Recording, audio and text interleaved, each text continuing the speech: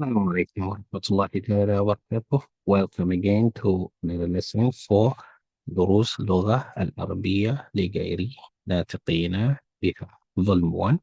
Today we're looking at lesson point number 7, lesson 7, lesson point number 7. This is a very useful Arabic word to know, and that is the objective of this point. We are going to learn how to use ma'a. Remember, ma'a is a preposition. It's considered a preposition in لغة العربية. However, there are two types of articulation. There are two types of articulation. The first type is where we have the ain as fatha. We say ma'a. So here, fathul ain, and then the second is where the ain is made sukun, ma. And in Arabic, a tribe called Rabi'a and Tamim, they pronounce it as ma. They don't put fatha on the ain, and it's still being articulated that way by some Arabs, especially in Lebanon. They say ma. And then we have ma. So you can see in this book, which is book for Islamic University of Saudi Arabia. So you can see that by standard, the Saudis would say ma instead of ma with sukun on the ain. Whichever way you say it is correct. Ma or ma. All right. So let's look at the ma meaning. Ma in Arabic can have two meanings. It can mean inda. This inda means what? So basically it's a 7 like a time or a place. So this can be a time thing like at noon or at a place. So it can be an adverb of place or adverb of time, inda. Right? So for instance, they can say huwa ma'a si. Huwa ma'a si may mean he is with my brother. Or it can mean the second meaning of inda, which is with. Ma'a, with. Or it can be both. It can be along with. It can be cum, that is cum. It can also mean pro something. But in this book, we're looking at the meaning of with, not in. So the word, remember, it's a preposition. And don't forget the function of preposition in Arabic. In Arabic, prepositions are governing particles. We've discussed it before. Governing particles.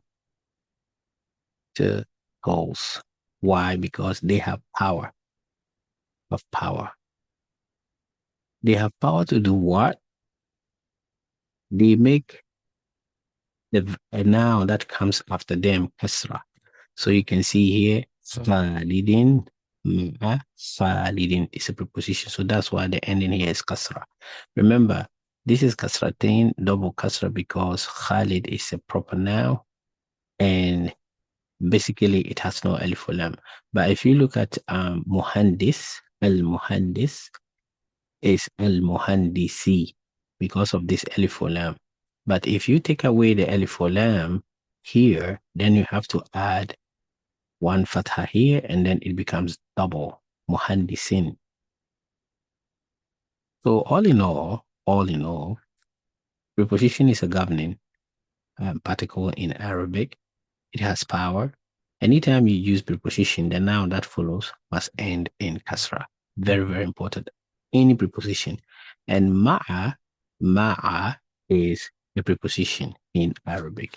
And and then it can also be an adverb, right? It can be an adverb of place that means in that or at. And that is not what we're looking at. We're looking at ma'a as preposition here. So if you read through this, it said kharaja Khalid ma'a kharaja Hamidun ma'a Khalidin kharaja Hamid went out with Khalid. And what we also need to know here, we're going to come back to the reading too, is that prepositions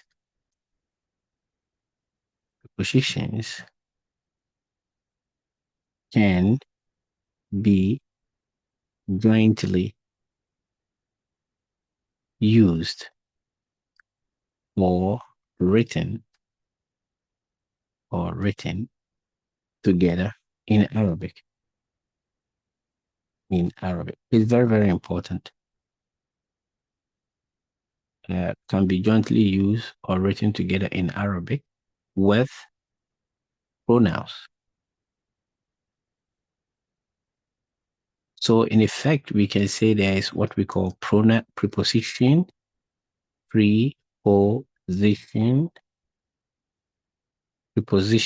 plus pronoun, combination in Arabic. It's always happening. So for instance, ma'a can be combined with who, which we discussed in the earlier lesson, and then you're gonna get ma'ahu. That is, remember here is him, right? So ma'ahu with him. So if you don't know how the ma'ahu came about, you'll be like, what word is this? But anytime you see ma'ahu, then you know that it's a combination of a preposition with a pronoun. And all pronouns can be added except the separable one. Okay, so to be honest, we're gonna say the pronoun must be what? Inseparable. One of those inseparable pronouns. Remember, we said there are two forms of pronouns in Arabic. The inseparable, then the separable ones. The separable ones, they are more or less like suffixes. We add them to the end, like who, ka, he, So you can review the earlier lesson about these prepositions. And these are the pronouns, These are the pronouns that we can add. To prepositions. These are the pronouns that we can add to prepositions. So if you pick ma'a, you can have ma'a plus u, then we get ma'ahu. If you add ma'a plus ka, then you're gonna get ma'aka. And then if you add ma'a plus ki, then you're gonna get ma'aki. I hope you understand you've mastered the difference between who, ka, ki. And then ma'a plus then we're gonna get ma'a. If you combine ma'a plus kum. Then you're gonna get ma'a, ma'akum, ma'akum, ma'akum. And then if you combine ma'a plus then you get ma'ahum, ma'ahum, ma'ahum. So anytime, so we can say this is a preposition and this is a pronoun. So preposition plus pronoun, and then you get a new word. So with him, with you, feminine, with ma'aha, with her, ma'akum, ma'akum, with you, plural, masculine, ma'ahum, with them, plural, masculine, and then you're gonna have ma'a plus kunna, you're gonna get ma'a kunna, ma'a kunna. You're gonna get ma'a kunna. You add ma'a plus hunna, then you're gonna get ma'a hunna, ma'a hunna. And then remember we have nun, nun. That's, I'm gonna write that one here. Nun. That's so if you add ma'a plus the noun, then it's gonna be ma'ana, ma'ana with us. And then remember the ya al-mutakallim we discussed, that is me. So you add ma'a plus the ya, as we said earlier. Now, because of the ya, the ayn is no more going to be fatha, it's going to be kasra. So we're going to say ma'i, with me, ma'i, with me. This is a very beautiful exercise, and I hope you've understood it. You can pick up any pronoun and a preposition in Arabic, and you can do the same. You can pick ila or fi or ala or bi, and then you can add these inseparable pronouns, and then you create a new word with a different meaning. So ma'ahu, ma'aka, ma'aki, ma'aha, ma'akum, ma'ahum, ma'akunna, ma'ahunna, ma'ana, ma'i. So in this lesson, we're gonna learn how to use them in a sentence. خرج خامد مع خالد. ذهب الطبيب مع المهندس. The doctor went with the muhandis. Now, pay attention to ma'a.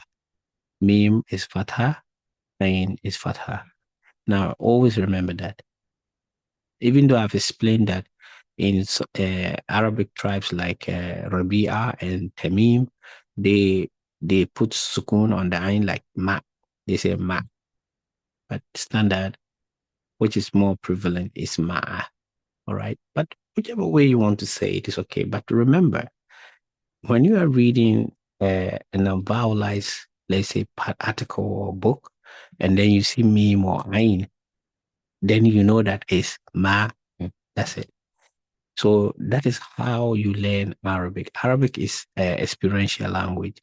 You see a kalima, you see a word, and then you pay attention to how the word is voweled, and then you keep it in mind. The next time you see the word, then you say it the same way with the vowel in mind. It's not going to change. If there's a change, they will let you know. So you can see that in this book, the writer is telling us to pay attention to ma'a. So you can see that all the ma'a has vowels.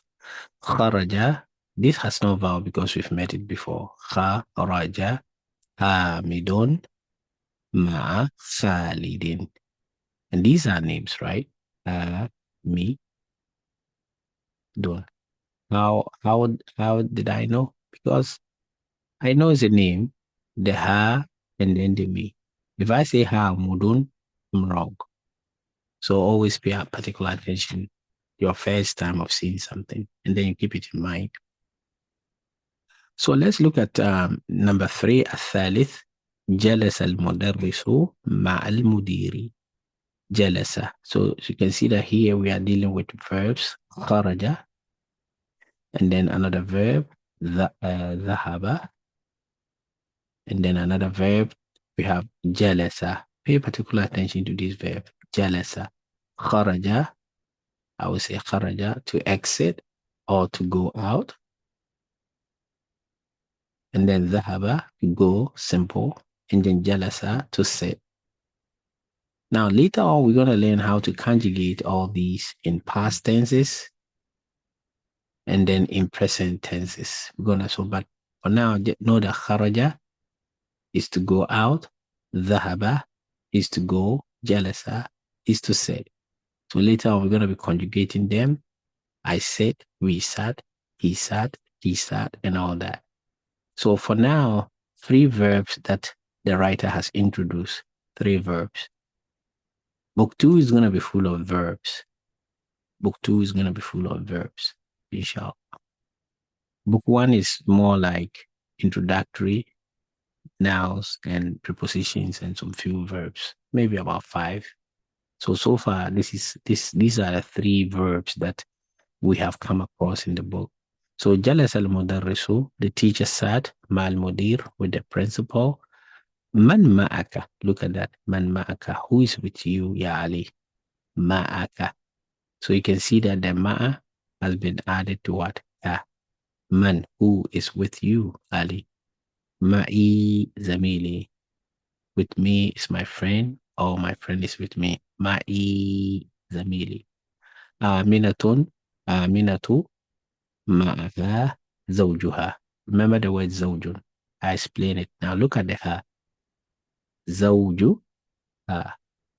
In Arabic, some people are tempted to say, to differentiate zawjun and zawjatun. Zawjun and zawjatun. And then they make the zawjun the husband and then the zawjatun the wife. But in the standard Arabic, there is no feminine for zawjun. That is the standard. The zawjatun is more modern. But in the traditional Arabic, zawjun. Now, how do you know if it is a husband or a wife? Zawjun.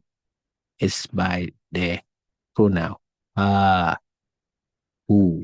So if you say zawjuha, zawju, the ha means her, right? So therefore the zawjun becomes what? Husband. Because you can't say her wife, isn't it? Good.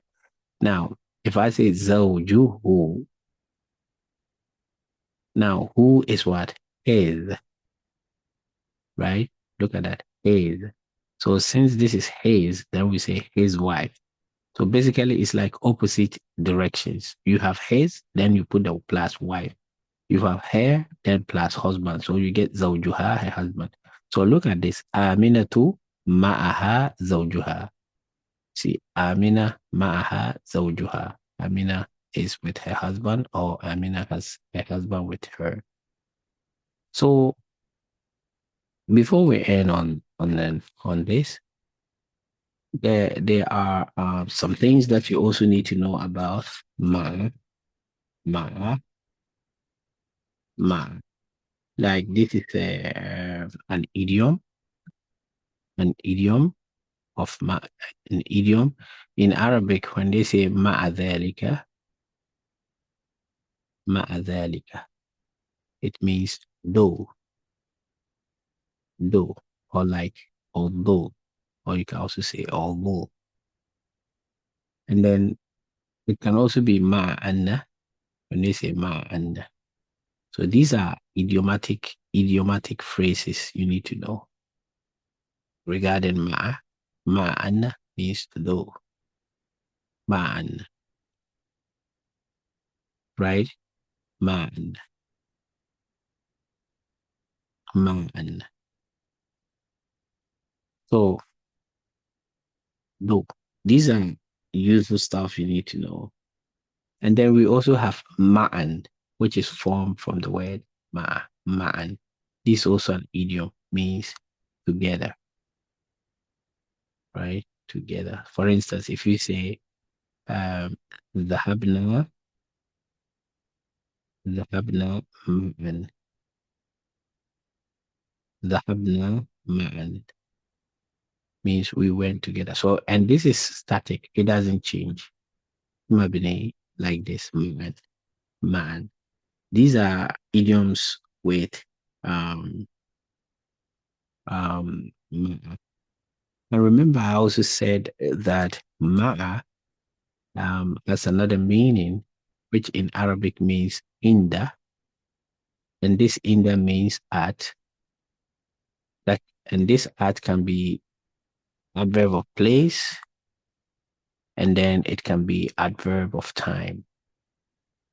So, for instance, when you say ذهب ذهب مع غروب الشمس مع غروب الشمس شمس. See, مع. Here you are trying to say مع means at, right? So he went at sunset. That's the meaning. So it doesn't mean he went with it. If you say he went with غروب الشمس, that's kind of very weird. How can you go with غروب الشمس? So he went at sunset. مع غروب الشمس, right?